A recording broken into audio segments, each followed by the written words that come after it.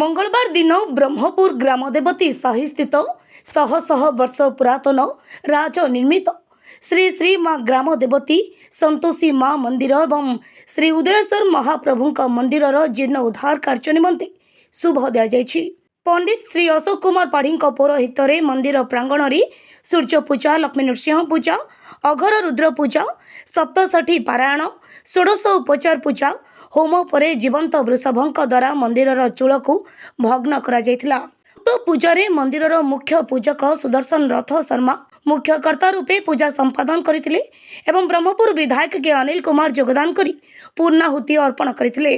कार्यक्रम में मंदिर उन्नयन कमिटी सभापति अशोक कुमार शुक्ल, कार्यकारी सभापति राजेंद्र कुमार रायगुरु, उपसभापति देवहरी साहू, दिलीप पाणिग्राही, सचितानंद साहू, चितरंजन साहू, कोषाध्यक्ष सुभाष कुमार साहू, संपादक अजय कुमार साहू, किशोर चंद्र बेहरा समेत कमिटीर समस्त मेंबर उपस्थित रही।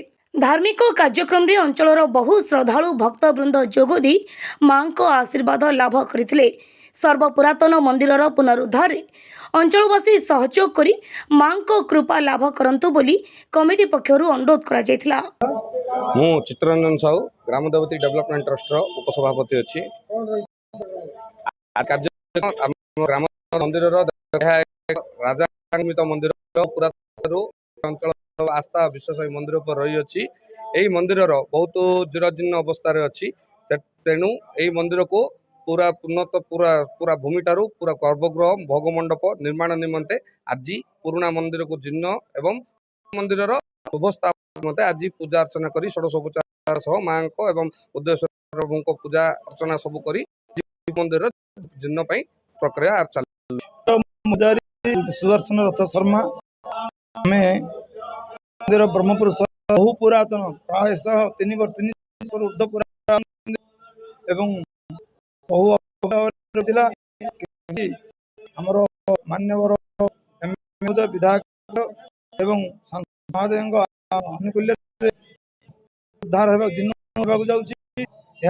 जावासी इच्छा जो मां मंदिर आज गोटे 15 दिन उद्धार करने जीर्णोद्धार करने सहायता सहयोग मंदिर को जीर्णोद्धार राजेंद्र कुमार रायगुरु मु ट्रस्ट कार्यकारी सभापति अच्छी।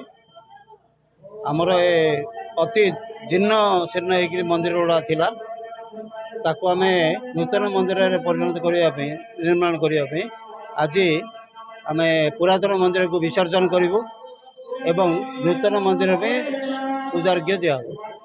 आज आमर नीतिकांति है प्रथम मार्जना है पूजा अर्चना है पूजा अर्चना पर घृत यज्ञ चली घृत यज्ञ पर आमर त्रिशूल विसर्जन हम पुरातन मंदिर तापर नूतन मंदिर में शुभ दिया। पंडित अशोक कुमार पाढ़ी लोकनाथपुर शासन पुराणा ब्रह्म ग्राम राजा द्वारा ग्रामदेवती स्थापन होती ग्रामदेवती जीर्ण हेतु पुनरुद्धार करने वरिष्ठ माने हाथ बढ़ेले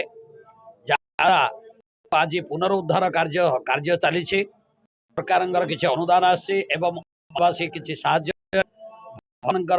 ग्रामदेव पुनरुद्धार कार्य चलो। Brahmapur Nirmal Sahu report city news Odisha.